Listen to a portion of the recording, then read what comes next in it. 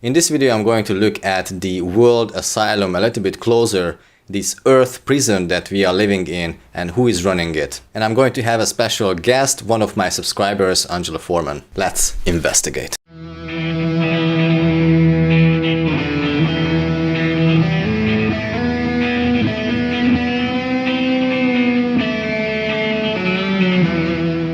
So I'm glad to have with me Angela Forman, who experienced an out-of-body travel to see the asylum.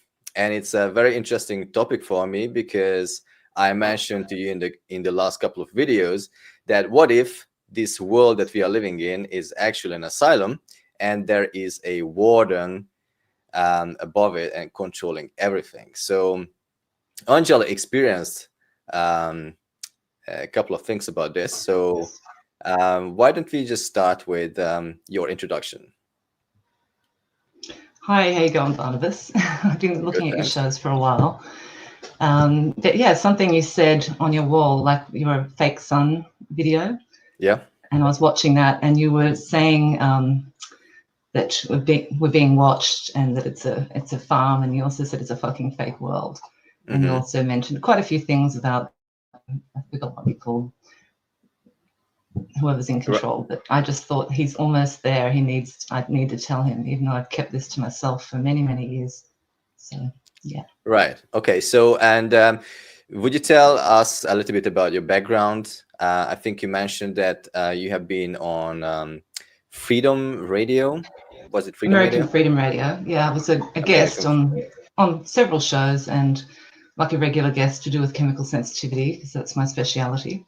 And I had a big fight for the life of my daughter, and that's why they wanted to talk to me about it. But then I went and got asked to be a host, which was pretty scary for me because I hate public speaking. Just like I don't really like coming on here today, but sometimes you got to do the right thing. So. Okay, so you also mentioned that you know a couple of people who are quite popular on YouTube, right? Like Santos Bonacci and Max Egan. You know them personally? Yeah. Well, I know Santos Bonacci. I know Max through work. I don't know him personally at all. Right. But Right. Santos just said to me the other day, I should just do it. You know, got to come forward and say something. You know, I actually sent him. I've told him about it years ago, and you know, he just said to me the other day, you might as well do it, because I figured. It seems to me that the only people that we listen to are the dead people, the ones in books. And, you know, that can be changed, and you haven't actually spoken to them. So I figured if people don't believe me, that's not a problem. But sometimes you just got to speak up and do the right thing. And I wonder if there's other people who've experienced what I have. I'm pretty sure there would be, but they're generally not involved in dogma or cults or anything else like that. They keep themselves a bit. Right. So what we are talking about here is generally labeled as out-of-body travel or astral projection, right? And generally. Would you tell me why you don't like this expression? I don't know. It's always been on my mind not to call it astral travel, the word astral. Maybe it's too contained. I don't know, but maybe because it's passed on through Chinese whispers. I really don't like that word. And so I tried to think of a word. I couldn't think of one until I thought of ether travel. So I just call it that. I don't know. I don't believe in, well, I don't like to, I should say, use the terms that have been passed down from mouth to mouth and become dogma almost. So it just didn't feel right. I don't know. I guess I'll find out. Okay, cool. So let's get into this, I guess. Tell me what you experienced outside of this dome realm, right? Do you want me to start a little bit before, like, or do you want me to just get down to the nitty gritty? But well, just tell me how, you know, you can start with any kind of introduction, you know. Well, it started when I was with your daughter or whatever you want to start with. Well, when I was a child, and everyone's heard about these things where children think they're flying, you know, young children, and you really don't know how to articulate it until you're old enough to actually talk about it. And when I did, I don't know how old it would have been, about 7 or so, I was told it was demons. And my mother, being a new Jehovah's Witness, which that's another story altogether, which I've discussed in other shows, but yeah, She basically cleaned the house out, told me it was demons, and terrified me. But from my earliest days, I would walk up and down the hallway to my room. It was like a mantra in my head, just saying, I'm not from Earth, I'm not coming back. And it was really happy. It's just, I'm not from Earth, not coming back. So you, as a child, you were saying that you are not from Earth and you're not coming back. Yeah, and I wasn't depressed or anything. It was quite a happy thing. I just used to say it to myself, and I didn't think about it till much later in my life. But all the time. And how old were you? Probably from the age of about 3 or 4. Whenever I could first remember. I was only little, like tiny. And I would say, I'm not from Earth, I'm not coming back, not from Earth, not coming back. So what do you think that means? Does it mean that you are out of this realm? Well, yeah, I guess so. Well, it was like, I think it was something they had to remind me, whether it made sense at the time. It makes sense now, but it didn't at the time. Well, it did at the time, but then in my teenage years and later on, I thought, what was that? Mm-hmm. Little bits and pieces come together as you go along. Mm-hmm. Right. So then you had that experience as a child, and then how does that connect to what you experienced later on? Well, it went on to like every morning about just before the sun breaks, when it's just starting to get light. I don't know if people are going to believe me if they're ready to hear it, but I'm alive and I can say it, like I'd rather be honest. And I would have this tall man, about as tall as the door frame, come and stand in my doorway, and I could see him and I'd be like, oh, it's him again. And it wouldn't scare me. I was actually quite disappointed when he left, but it was every morning just about, unless my father got up for golf or something, and then he wouldn't appear. But it went on, I was being told that it was demons and all that sort of stuff, which it wasn't. And through my teenage years, and after that, I would try and ignore what I could see and the different things that I could see. Like at times I could see entities. Who was that man who was visiting you, or entity? Well, I call him the diplomat now.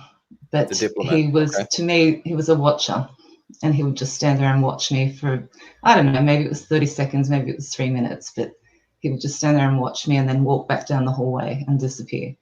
And so is this a positive figure or a negative? Positive. And because me, as a terrified of the dark child, I would have been screaming for my parents. For some reason, I would sit there and sometimes I'd pull the sheet over my head and then I'd look again, he'd still be there. And then he'd just turn around and walk back out. And I never understood. Well, I must have understood back then, but I never understood looking back.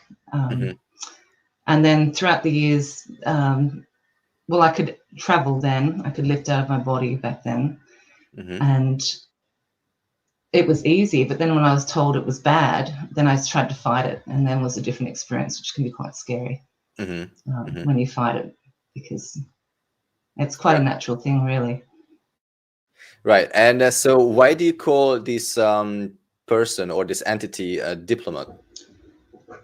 Oh, how do we get to that point? Oh, gosh, that's to do with the big travel that I had. Okay, so how about you talk about that? Yeah.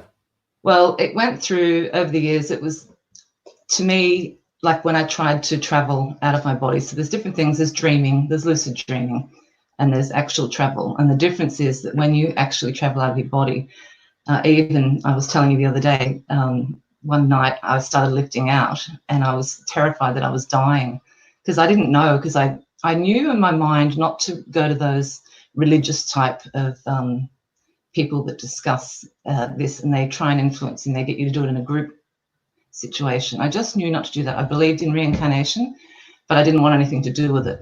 And I know why now, why I didn't want anything to do with reincarnation. But there was a woman who came into my shop regularly. She's the wife of a doctor. And she knew all this stuff. She's done like 30 different courses and just got rid of them all. She's a qualified counsellor and all that sort of stuff. And I'd asked people over the years, like even went to a doctor and asked him, he said it was sleep paralysis, which I knew it wasn't, this is my 20s, or dreams. People put it down to all sorts of things. But she said to me, so I would feel when I tried to fight it, a pressure on my chest, on my body, like as if a big weight was on me. And it was terrifying to me. My mum said, put the Bible next to you. Well, that didn't really help, did it? At all. So after she came into my shop that day and she said, Angela, you're having a travel. And I said, what do you mean? And she said, you're having a travel, just go with it. So that night I started to have a travel, and I lifted above the bed. I let myself go without fear this time. I also asked no tricksters, no liars. I don't use any terms or names. And I lifted up carefully, just softly out of my bed, and you'll see my little son asleep next to on the bed with me, and me asleep, my body asleep. And then I freaked out and went back into my body. And it's kind of gone on from there. Back in 2011, my daughter got sick from chemical poisoning. I've done some shows on that. I don't know if you want to put some links or something onto that. But throughout the years, I've always been in touch with this diplomat. We call the diplomat now.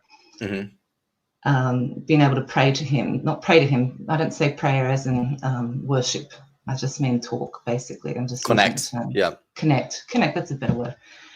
And I was getting hounded by the education department. I even had people break into my house because I had evidence on the chemicals that they were using, and all sorts of laws have changed, but that's a story for another day, Barnabas. But I got down on my hands and knees and asked the good ones, the one that used to come to me when I was a child, and I went through a whole list, the ones protecting Earth and humanity and the ones who want to free us. Use me for good, and in return, protect my child. And within an hour or so, I got a call. I said, tell me within 10 minutes. And within an hour, I got a call from the local minister who'd gone up to the education department and told them to leave me the hell alone. And I also got asked to go on Vinnie Eastwood's show. He'd written me an email that afternoon, or when I got it in the morning anyway, for a 2-hour show, which, you know, my biggest fear was public speaking. But I knew I had to do their will. I didn't have to, but I wanted to, you know, to do the right thing, because, you know, I've been researching them, you know, on health and all that sort of stuff. So what was about the chemical poisoning? Who was poisoning your daughter, or what happened actually? Well, my daughter, she was fine when she was young. She started going to primary school, kindergarten, and she started getting rashes and all sorts of things. And me being a chemical sensitivity specialist, you know, which is what I am, I thought that I would, I'm pretty good. Like, I work with doctors, pediatricians, all the doctors that are decent doctors, alternative medicine. I've studied underneath old plant healers. That's what I do. And it took me 3 years to find out what was poisoning my daughter, until someone said to me, have you checked what they're using to clean the schools with? And I thought, what? Okay. So I went and got the MSDSs, and it was horrific. So it was something from the school? Yeah, it was school cleaning chemicals. Cleaning chemicals, said, okay. Yeah. And so that's why they tried to get hold of you, right? Because they didn't want this information. Oh, it was horrific. I was nearly destroyed by the harassment and stuff that I got. Right. We had some good people, but you have these horrible, nasty people that come in and yeah, the establishment, or we call them parasites sometimes, they don't really want this. They don't they don't want truth to come out. Yeah, they said to me, I hope you got deep pockets, Angela, if you want to sue us. And I'm just like, I thought I'd come to you, tell you who ankles were, and they'd be like, oh, okay, we'll get rid of them. And a lot of the people at the group, the women and different men as well, would say, well, why don't we just use natural products? I mean, even ones approved by Boeing and different companies, you know, which I'd already researched, but no, there's something going on. But I suppose getting back a little bit, in my past, you know, I was in my 40s then, or early 40s, and how was I can't remember, it doesn't matter. But I had asked a few times in my life the same one, the diplomat, or, you know, to help me with a couple of things, and it was my ex-husband, I might as well say it, but I asked him to show me the truth within 10 minutes, and I got the truth about what was going on with him. You know, there'd been quite a few times where I'd asked. It's a bit like a genie in a bottle. I didn't want to ask too many times. I didn't want to bother them. So then again, I asked again, and I got the help with my daughter Bridget. And so then I went on to have to do radio shows, and then I was a host, and I kept doing it. And you know how that all works with alternative media. There's a lot of crap going on as well. So I was kind of glad. I went flat earth, and I got told. Well, I didn't get told. I just, just like you have to go against flat earth, and I couldn't do it. Right. So basically, you became a flat earther, and the Shields didn't want you to be talking about that, right? No. Mm-mm. All sorts of Okay. pressure on me to tell other people to not go flat Earth and all sorts of things. Yeah. Not me. Yeah. So I think this ties up with what we are trying to say here, right? Because the flat Earth is revealing our system of control. It reveals that there's a dome above us. And according to the Bible, above the dome, there is water. And this water is something that actually you saw, right, in your travel. Yeah. I couldn't see very much, except, I had many travels, but that was my big travel. So we should start talking about my big travel, maybe. Yeah. So how about I share my screen, and while I'm sharing it, you can talk through the Just drawing. before you share it, actually, there's travels that you have as practice travels, which are really nice. You just get to float out and you get to go around the room. And sometimes I've got to leave and actually go out the door and go up to the sky. It's once you let go of the fear, but mind you have to be careful. There's a lot of bad things out there too, that, which I've told you about as well. But so I had practice ones, but this is my big one. So tell me about the big travel that you had. Well, as I've said, there's practice ones, where you can float around the room and all that sort of stuff. But on the big travel, it was just like powerful. And I went back home, what I knew translated as home. And this is what I saw. I went to a place with lots of water and some gates, and road alongside the gates, and this is exactly what I saw. And I'll explain later why it was a bigger travel than others, and it's certainly not a dream.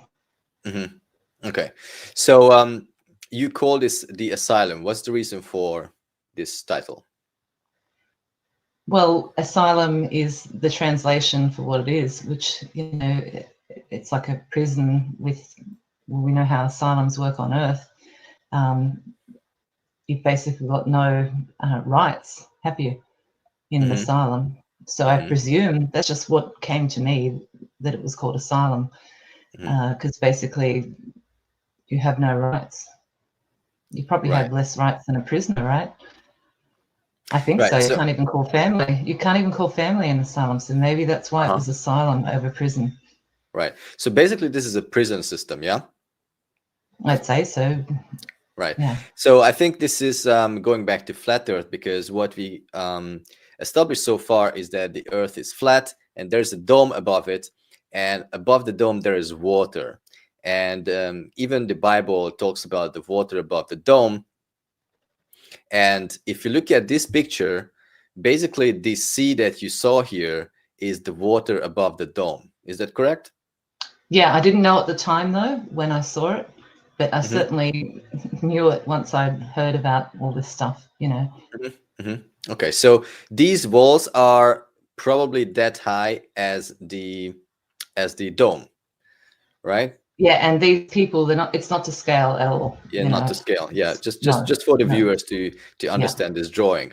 So basically, this is the height of the dome here, and all of this is above the dome, the water that we can see above, the sky. That's why it is blue, because of the water. And and so this is an enclosed system, a prison, right? And why is it a prison? Like, who is going there and who is deciding to go in? Tell me about.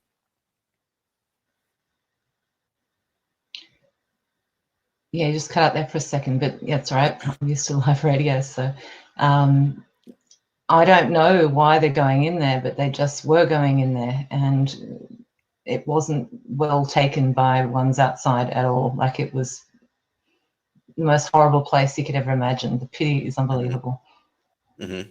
Right. Well, we already know that living on Earth is quite shitty, right? So I think that matches the scenario that we are experiencing so far. Well, from a bacterial level up, we're all screwed, like if you're a bacteria up to, it's a horrible place. It's basically a shitty place to be. And basically, people outside, right? They describe this place to you that you can call in English as asylum, right? Yeah, They it's a looked at it. description. They Yeah. looked at it with what was the word that you used? Pity. But Pity. pity beyond you can imagine. And Mm, it wasn't other people outside, it was me that was saying that, as well as other ones. So it was just horrendous. right. So, are you saying that there are real people outside, and there are also inside so-called clones or NPCs or humanoids, whatever you want to call them? Well, they call them ignorance. Ignorance. Okay. Yeah. So, why do they call them ignorance? It's just a description of what they are. They're ignorant. Mm. Yeah. So So this is what we would call. it's not a horrible, it's not like a nasty term. It's just the truth, ignorance. So there are entities inside who are ignorant, and there are entities inside who are not. Yeah, and there's also entities inside who are involved in it, which I call the actors. The actors, right? So there are actors inside, there are ignorants, and there are people who are not from the realm, and they are not ignorant. I'd say there are others here to help, to try and. They are okay. So people from outside the realm, outside of the asylum, they go inside to help. Yes, but you do it willingly. You're not drawn magnetically, and. Right. You also told me that when you go close to the gates, there's some kind of power that draws you. Is that Well, correct? yeah, I just know that you just didn't go there, so I never went close, but others did, and they get taken. So whether it be by force or whether it be by force of being similar to what we are, but it seems to be it just like you don't even want to look at that place. You don't even want to look at it. It's a no-go zone, as you described it here. I wrote that, yeah. And you also said it's bad energy. Yeah. Especially on the left side, right? You said on the left side. Yeah, there's I don't bad know why, energy. but the left side, it's the left side. That's where the diplomats from the other side are on the left side, and then we have the diplomats from the other side. It's very similar. It's so above, so below. It's very similar. Right. So there are diplomats within the asylum, and there are diplomats outside of the asylum, right? Yeah, they're the ones who have permission to, I guess, talk between the two realms. And it's that simple. Right. And you wrote here there are diplomatic negotiations. What does that mean? Well, exactly what the word means, just exactly what we do on Earth. So they are discussing and trying to work it out, but it's very difficult with the Earth people. Like whatever Earth is, that this asylum, it's pretty evil. And yeah, as we said, from a bacterial level up, you can tell it's evil. You can say it's paradise. You go to paradise, and one fish is chomping on another fish, and it's a joke, isn't it? Right. So tell me about these lines here. You called them drag marks, right? Yeah, and I said that to my closest friends, after these travels happened. I was talking about these drag marks, and there was mud. And I wondered why it was muddy. Like, why would they build such gates and have mud? And, this is well before the mud flood thing came along. Like, I wouldn't have known a damn thing about it.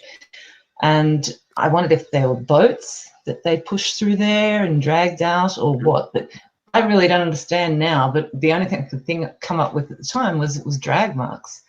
But it was muddy. It was muddy, and yeah. So, but now looking back, do you think this is related to the mud flood? Yeah, I do.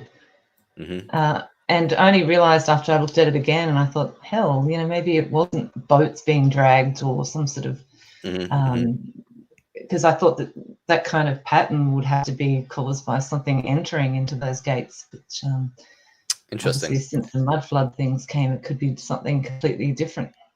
Interesting, because I didn't know what is the significance of the mud flood before, and I just went into this topic, and then there's another confirmation just coming from the outside world, and it looks like there is a connection. So this is pretty interesting so far. So what about the gates, 2 up and 2 down? You said no idea why. Yeah, it's just really important that there's 2 up and 2 down. I don't know why that would be. Would it be related to the mud flood, or would it be related to how they enter and exit different? What I thought of at the time when I went back was that it was to do with different levels, and that's why there were 2 up and 2 down. But I thought they meant like water gushed down there, and maybe they opened up, closed the 2 bottom ones, or and then went in through the 2 top ones. Right. Interesting. So if you are listening to the show and you have an idea why 2 up and 2 down, please let us know in the comments below. I'd love to know. Yeah. Also, I looked at these drain pipes here. So this is kind of like ground level. And my story is that I talked to one of my best friends, Jason, about the rivers going into the sea. And the conventional idea is that it's basically evaporating once it comes to the sea, and then from the sea it evaporates and becomes cloud, right? That's the kind of conventional explanation with the excess water. But as usually conventional science is bullshit, I think this explanation doesn't make sense at all, because I think there's more water coming in than evaporates. So I told Jason that I think that there is some kind of drainage system under the earth where they drain the excess water. So do you think that there's a connection to that? And could that be that these pipes are the drain pipes from the excess water? Well, all I know is part of the travel was I saw drain pipes, and I told you before you told me that the other day. Told you well before that. I just remember there were drain pipes everywhere. Like, I didn't understand when I had the travel. I hadn't know anything about mud flood, as I said, but there were drain pipes like underneath the roads and uphill, and just like everywhere, drain pipes. And yeah, that's why I put it in the drawing. The drain pipe. But do you think that what I explained could be a plausible explanation? Yeah, absolutely. Yeah, because it seemed like there was too many drain pipes. It's like drain pipes were everywhere. Right. So that's pretty interesting, because I always wanted to understand more about the system that we are living in. I knew for a couple of years now that we are enclosed in this flat earth system, and I tried to find a way out. And I went into the topic of the mud flood, fake history, reincarnation, and I think this all comes together. But this was one of the interesting things I didn't really understand, where the excess water is coming, going out. And I thought this would be significant finding if I was able to find out. And you also told me that you think that the drain pipes were a significant thing, right? Yeah, everything that I've put here is significant. I mean, there's much more. There's so much more in my travels, but this is the most significant thing. They're the ones that I just know. And also the no trees, just grass that you can see there. I found it significant that I was perplexed going back home. I wasn't perplexed, it was stuck in my memory that that there's no trees, just grass. Now, there's a few reasons for that. What if it was planted near the dome? Not enough room for trees to, But I don't know. It's just. So you are saying that they wouldn't plant trees there because it's too high up? No, potentially. I don't know. There's just a reason. I figured that maybe it was established when I saw it. Maybe. Is that possible? Right. So anyway, if you have an idea of what is it and why is it just grass and not trees, then let us know in the comments below. Again, we are trying to figure out all of this together. It's a community effort. And right, so we have the diplomats and we have the negative activities of the left side. I think we haven't talked about that. So I'm not sure if you know why is it on the left side, but you saw it clearly that it was on the left side, right? Yeah, the bad at that energy, gate. Yeah, no at that gate. zone. Yeah, I don't know anything about any sort of significance of the left side, and we could bring in some doctrine and stuff, but I don't know if that's going to be helpful. But it just happened to be at that gate on the left side. It might have just been the way the building was situated, on the left side. Right. So you are looking at this picture from what perspective again? Well, from sort of up from it, but not. I'd actually been. I also went on the road, you know, and was around there. It's not that much higher. Like I haven't drawn it properly. I have to do a lot of shading, and you know, I've just kind of done it on short notice. Right. But it's a So lot deep. It's a lot deeper, I suppose, down, but not. okay. Yeah. Right. So this is basically looking from above, and you look Yeah. down on this Down. system. So it's going downhill. That's going downhill as well. It's downhill. So you're on a hill. Yeah. Okay. And So it's downhill. right. So if there is an asylum and this is a prison, I also mentioned in my previous videos that then the person who is in charge should be called the warden. And tell me about the warden a little bit. Yeah, and that's why I contacted you. Have we said that already? I don't think we have. Doesn't matter if we have, we can always repeat ourselves. But you were saying, and I'm just down here, in your fake son video, and I've already been watching videos, and I've been researching since 2011, so I'm very well researched. And I spotted you as being honest because you're not a part of a network, but also, well, just many things that you said, but particularly you said you were trying to find out. You said that there was a director behind the moon, and you said it's a fucking fake world, and we're being farmed, and we're being watched. And I just thought, here I'm keeping it to myself because I mean it's really hard for me. I was really nervous, as you would know, Barnabas, to talk about this because I mean, who am I, Angela Forman? Well, I guess I'm not a dead person in a book. I thought, well, it's time that I said something, and I just sent you a little comment, and I said, it's the warden. He's the warden, and this is the asylum. And you said, message me, basically. Yeah. And that's how we got talking, right? Yeah. And I've told a few other people, like some that are really high up, but some of them just seem to be too caught up in the old writings and the dead people's writings. They're dead, which is great to look at that, but you seem to be describing it from your own mind, like what you were seeing, what you're observing, rather than quoting all the time. And I like that. And I thought, and you seem to be like you were just about there. And I thought, I'll just tell him that. He probably won't even notice, but I thought I'll just tell him because it's so important to me because I know those things. And if people don't believe me, well, that's not my problem. But one day they will. And this will be common knowledge. So I figured I might as well come out and say it. And right. And by the way, you also mentioned to me that this was nothing to do with any kind of DMT. It was a natural process for you, right? Yeah. So people are using DMT. I've only recently found out about DMT, like just recently. I mean, I've never taken it. But I have actually just like about a month ago watched this shaman who gives people DMT, and he was explaining his DMT. I thought that's so similar to me, and then I thought, well, maybe I have enough natural DMT, and I know that if I'm having trouble with having a travel, now that I've gotten used to it, I can do something to actually push up, which they call chakras, to just push that up, my energy up to my brain. It's like a zing, and then I can lift off, which is probably what they're achieving with this drug, but I do it naturally. Right. So do you want to tell us a little bit more about the warden and, you know, whether you have seen him, how does he look like, you know, whether he's a good person or a bad person, where is he located, things like that?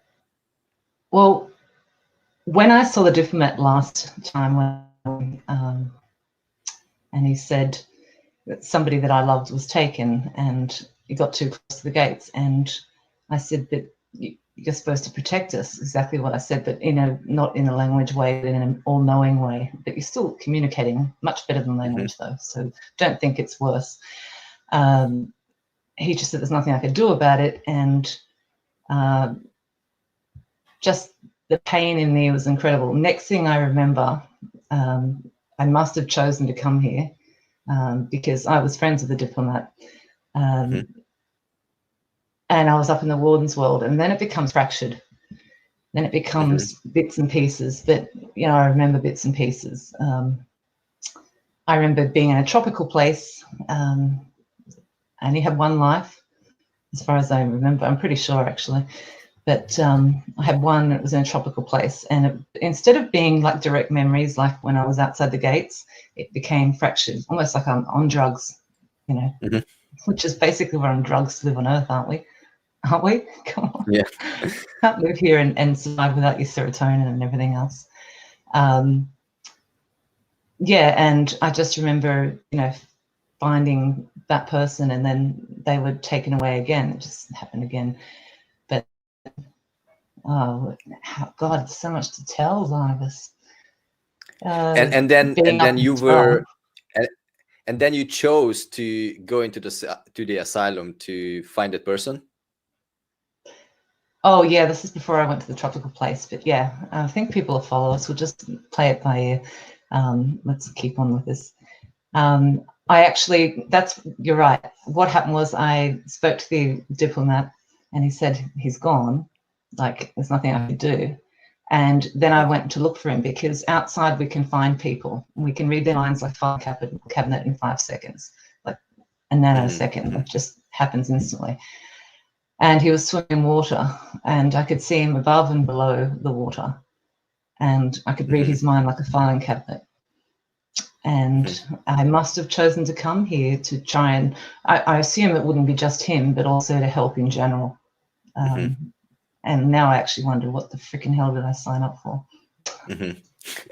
Right. So what the hell did I sign up for? But you can actually see them. I've done that on Earth as well, in my travels. I mean, there's other, we have to do a whole lot of shows to actually describe the different ones that I've had. But one time I asked, can I still read their minds here on Earth? And I never expect to get an answer, but I usually do if it's important. And yeah, I went and had a, who are called my walkers. And it was about 3 o'clock in the morning. I went and read the mind of someone. All I could see was their hands, washing a cup in the sink. It's going to sound really weird. Hopefully people are following me. And we read his mind, and I said, why? Why bother? Who cares about them? Let's just forget about them. And they, you know, they call them slime suits, which it's just a description of what they are. It's not a negative thing. They're not saying that they're anything. Just, well, we're basically slime, aren't they? Our flesh is slime. So they call our bodies slime suits? Yeah, my walkers call them slime suits. It's a description. It's not, it's like, that's just the shortest way I can say it. Yeah. And basically, I said, why bother with them? And I was quite, you know, like, and we all get sick of it. What the fuck's going on with this Earth? Like, just freaking step in. You know, we think we know, but we don't know everything, obviously. And what they did was, I got, I thought I'd actually read my diary or my Facebook posts from the 1990s, which never existed. I've never written a diary in my whole life, ever. And it was all about my thoughts in the 1990s, with snow skiing, water skiing. I was a bit of an adrenaline junkie. And I didn't realize till about 14 hours later that I'd never had a diary and Facebook didn't exist. And that was my, like, okay, well, I wasn't thinking back then either. I was too busy. I mean, I was a good person, but I was too busy having fun, and I never thought about researching and all that sort of stuff. I mean, I've always been a bit research-minded, more than the average, because I knew good doctors back then, but I was still in the world and not doing what I'm doing now, you know. So maybe if it's important to them, there must be a reason why they keep the system open at the moment. That's my point, because they told me that, and I was like, I got a slap for saying something like that to them. Right. So you also mentioned to me that you kind of met or saw the warden, and I think you mentioned that he's an evil person. Could you tell me a little bit more about that? Yeah, I don't know if he's evil. I presume so, because he's running this world, but he's stupid. He's as stupid. in, I thought he was stupid. When I was up there, I thought he was stupid. So it was sent up there, you know, I chose to go there. I wasn't just thrown there, but I went there, and I had to try and get out. And he's just as dumb as two sticks, honestly. That's one thing I'm allowed to remember. And he's, wow. And he looks pretty stupid too. Okay. Well, That could be so just my perception though, because it's so fractured. But right. So it's we have the Bible that describes the God of the whole earth. And after I got out of the Bible and left Christianity, and then I left Judaism, I started to look at the Bible, the God of the Bible, as someone who is rather evil. And that was like a freeing moment for me, because I already saw the contradictions in the Bible, but then I started to see, this guy in the sky, he didn't want Adam and Eve to eat from the fruit of the knowledge, tree of knowledge, exactly. right? Yep. So basically, that person wants us to be dumb and doesn't want to find out, like, what the fuck, like, is this kind of a good person? And then the devil, so-called devil, comes and wants to let us know the truth, which is, I thought it was a good character. So by your description, I have the sense that when the Bible talks about God, it's the warden. Is that kind of and the diplomat correct? is probably the opposite. He's the one wanting to free us. I know that. But there may be an original creator, and maybe we weren't created in this way, and then this warden has come on and taken over this realm. I don't know. There's several theories that I've got, but all I know is that the warden, he can't be good. It can't look be at good. creation. In fact, you Right. can't walk outside without stepping on bacteria and destroying families. Right. So do we know where he is? Like, is he above the sea, or is he within the sea? Where is he? I don't know. When I was there, all I could see was sea, except for the gates. Like, it's not a very good drawing. Like, I could do a lot better. But the sea kept, it wasn't a huge. It was more like, it wasn't like an ocean. It was just like a sea. And it was almost like an illusion. But I don't know where the warden is, but all I know is his diplomats are down the left side of the gates. So whether he's got an office in there, and I'm just putting it really stupidly simple, or if he's above some moon, but it all starts on that left. Right. So what we see in the Truman Show is that the warden, or the creator of the show, is behind the moon, right? So that could be one significant detail that we could look at. And if you had a look at the moon, you would know that it's not turning, like they described to us. It's not a ball, it's not a planet, it's just a projection. And you always see the same side wherever you are, whatever season you are, it's always the same side. So they basically just run a simple program that projects that moon up there, kind of. And it could be, we don't know, that the warden is behind that, just as they described in the Truman Show. Like, where did they get that idea from? Like, they must have had some kind of insight. Well, he definitely had some sort of opposite type thing. They say even in their own Bible, in the warden's own Bible, so above, so below. There's opposite areas. Cool. I think it's more simple. People over they make it too difficult. When people say matrix, what the fuck does that mean? It just means to me confusion, and it's a lot simpler than that. They get people caught up in the matrix. What the frick is that? It's like that's what matrix means to me. It's like, I don't know, what does matrix mean to you? I don't know. I mean, I think there are lots of good points in the Matrix, because, as you said, for instance, the sea is an illusion, and we don't know whether we are really, when you go into this realm, do you think we are real, or are we jacked into a system, kind of thing? What do you think? I have kind of an idea that maybe the ignorance are some sort of thing that are made. Okay, I'll just be you said to me, just be completely honest. I actually think that the ignorance are innocent vessels that are created by it's just one of many theories, but what's coming to me now, are created by the warden. But they're still being hurt, so they are important, but they're just Mhm. different to some of us. Does that make sense? Right, right. Yeah, I think that totally makes sense. I mean, they actually portray this kind of difference between people in the West world as well. You know, there are the people who are robots or humanoids, and was created by the creator in that system for Westworld show. is really close. Yeah. Yeah, Yeah. and there are the real humans. So I think there's something to that. And I know that you know, we could call them clones or NPCs as well, like non-player characters from a video game that But they're don't still decide for victims. themselves. Hmm. Still victims. Yeah. They're still victims. Which could explain that. Yeah. Hmm. Right, So and the interesting thing from the Westworld is that some of these ignorant ones or the humanoids then wake up to the truth, and they start to see that there's something wrong with the world. So do you think that the awakening that we are experiencing, you know, in the last couple of years, is it perhaps part of this story? Yeah, I think so. I really do. I've thought about that for a number of years now, and that is that there are some of, like in Westworld, the robots waking up.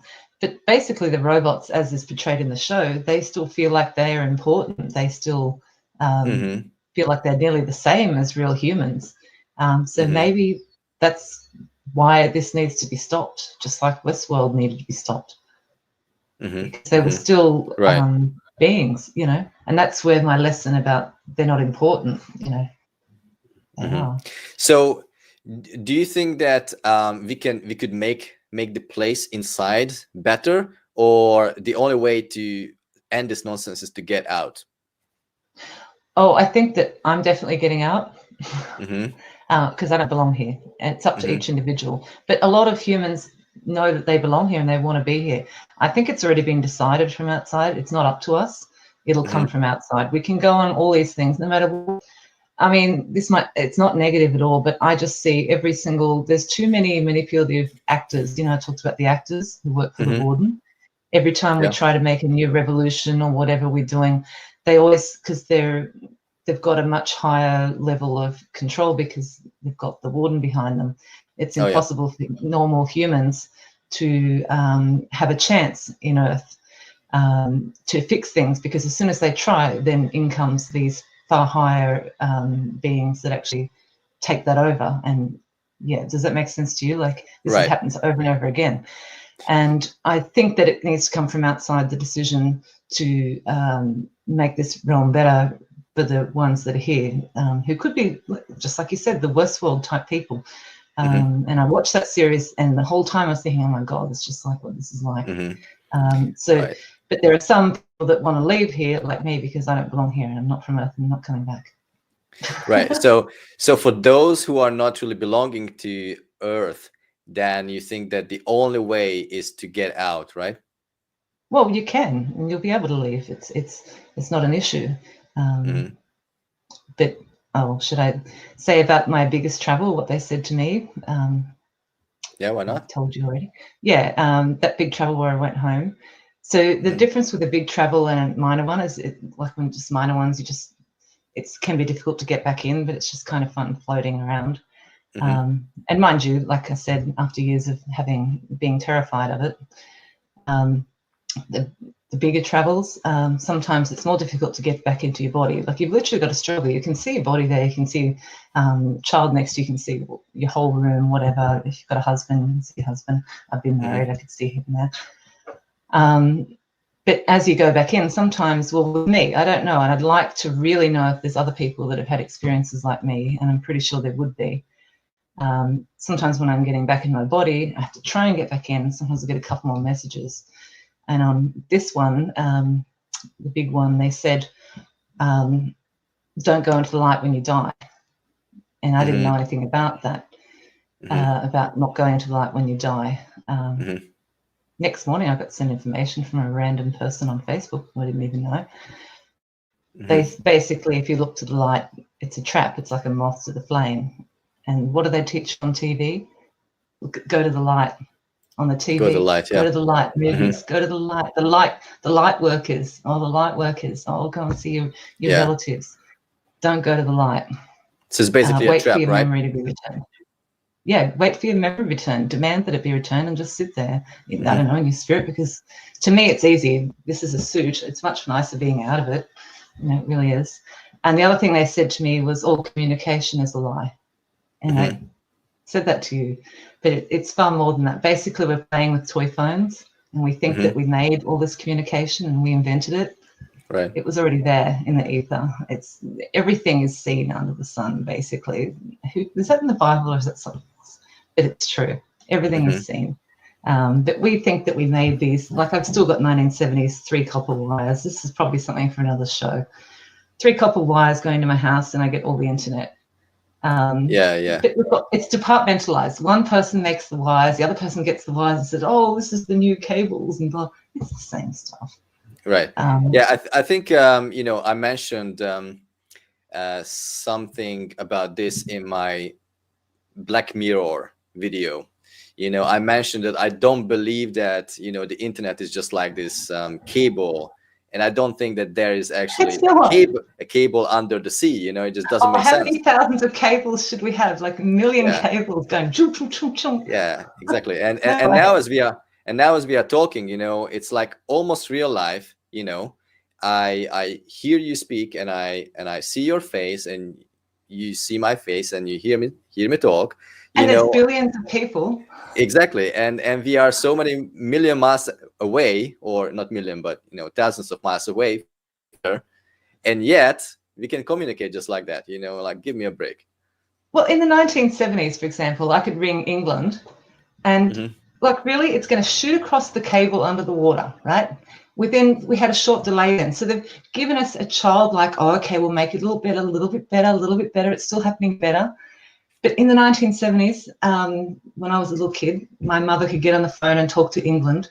It'd be like a 2-second delay or a 5-second delay. Hello, really, it's going to go from Australia under the water, across to Europe, over to England, over to London, and spread out to all these little country towns. And it's just going to split out like that in like 2 seconds. But they've just done it, so it's like a child. So I knew this, a long time ago, that all communication was a lie. And I thought, what the heck does that mean? But I knew what they were saying is that we've been given toy phones. So when I say all communication is a lie, there was a description behind it. So all of it's a lie. Right. We didn't invent squat. It's a theater, isn't it? It is. That's ridiculous. Okay, so I think we can end the show here. And I thank you that you joined me here and told us your experience, because I think it is a very good insight into what is happening. And as you said, it's not an insight from a dead person. You are a living person. And if the viewers would like to get in touch with you, where can they get hold of you? Oh, I don't know how many people. It was tough for me to actually come on because I could be mocked for this.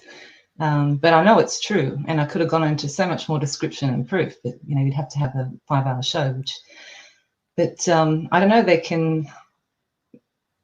I guess I'm Angela Forman, and I'm pretty easy to contact. And if they want to contact me, but just don't ask me to tell you your fortune, because I'm not one of those people. Okay. Okay, cool. So basically, they just search for your name, and they'll find. Yeah, I'm on Facebook, and I'm on YouTube. I've got my Nikon P900 things that I've only just started using YouTube. Right. I've just started putting up things. I've never even thought about it when I have radio shows and stuff. But yeah, if they want to, but yeah, I suppose that'd be fine. But I'd like to get in touch with other people who have similar experiences. I'll know who is and who isn't. Yeah, that's a good point. So if you had any kind of experience similar to Angela, then please let us know in the comments below or get in touch with us. And I think that's it for the show. Do you have anything else to say? Yeah, no, I just love getting to know you, because I really think that you're doing the right thing, and I knew to talk to you because I could see by that you're broad range like me. You don't stick to one topic. My first thing was health, and I can see that you are on all things. And I see people mocking you. Oh, how could you go flat Earth and all that sort of stuff? How could you do that? But as we've discussed, who is to tell us what we can and can't research, eh? Exactly. Exactly. All right. Thank you for joining the show, and see you guys on the next one.